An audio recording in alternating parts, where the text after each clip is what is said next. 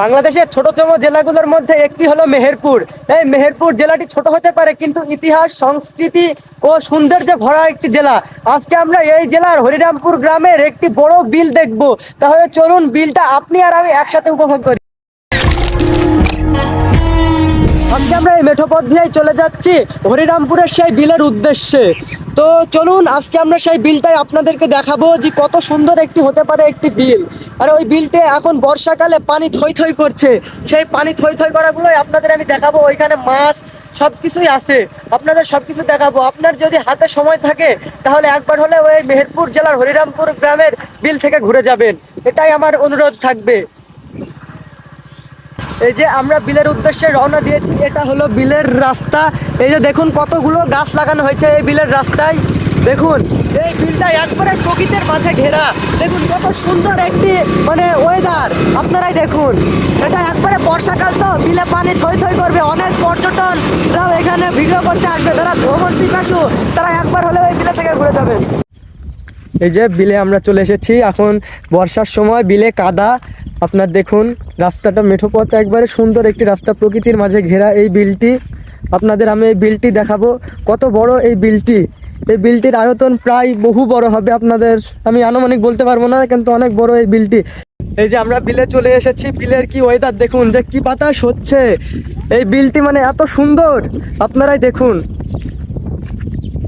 এই বিলটি হলো আপনার সরকারের। এই বিলটি প্রতিবারই নিলাম ওঠে, নিলামে আপনার যে যত বেশি টাকা দেয় তার কাছে এই বিলটি বিক্রি হয়, এই আর কি। এই বিলের আসল সৌন্দর্য হলো আপনার এই যে এই ধাপগুলো, এই ধাপগুলো দিয়ে আপনি খুব সুন্দরভাবে বেড়াতে পারবেন। ওই যে ওইখানে নৌকা আছে। আমি আজকে আপনাদের এই বিলটি ঘুরে দেখাচ্ছি, কত সুন্দর এই বিলটি। এই বিলে অনেক মাছ আছে, অনেক ধরনের সাপ ও পোকামাকড় সব কিছু আছে এই বিলে। এই বিলে আসলে আপনি একটু সতর্কতা বজায় হয়ে আসবেন, কারণ এই বিলে আপনার সাপ যেখানে সেখানে থাকে, এটাই আমি আপনাদের বলছি। ওই যে বিল, ওই যে দেখুন, আপনি যেদিকে তাকাবেন পুকুর আর বিল।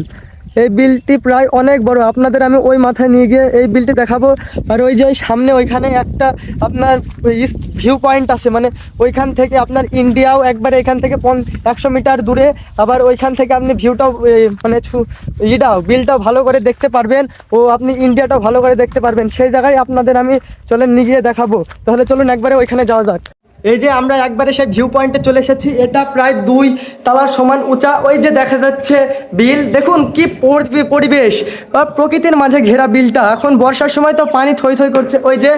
আর এই জায়গাটি যে এত সুন্দর, আপনাদের কি বলবো, এই আপনার সুন্দর একটি জায়গা, এখানে আপনি প্রকৃতি ভালোভাবে উপভোগ করতে পারবেন।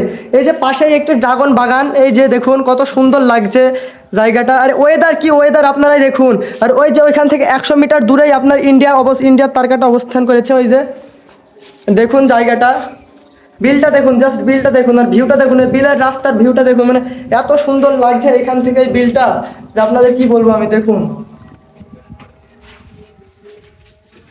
দেখুন, মনে হচ্ছে একবারে ড্রোন শট নেওয়া হচ্ছে এরকম।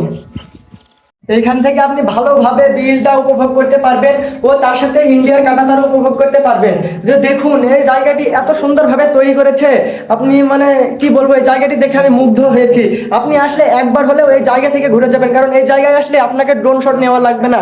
আপনি ভালোভাবে এমনি নিজের চোখেই দেখতে পারবেন যে কত সুন্দর এই প্রকৃতি, আল্লাহর নিয়ামত। দেখুন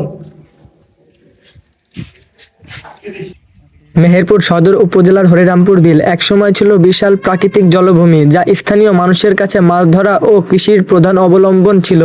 বর্ষা মৌসুমে এই বিল পদ্মা ফুলে ঢেকে যায়, তাই এটি আজ পদ্ম বিল নামেও পরিচিত। প্রাকৃতিক সৌন্দর্য আর জীবন বৈচিত্র্যের কারণে হরিরামপুর বিল এখন মেহেরপুরের অন্যতম জনপ্রিয় দর্শনীয় স্থান হয়ে উঠেছে। আপনি যদি একবারও মেহেরপুরে ভ্রমণে আসেন, তাহলে আপনি একবার হলেও এই হরিরামপুর বিল থেকে ঘুরে যাবেন। ধরা প্রেমিকরা এখানে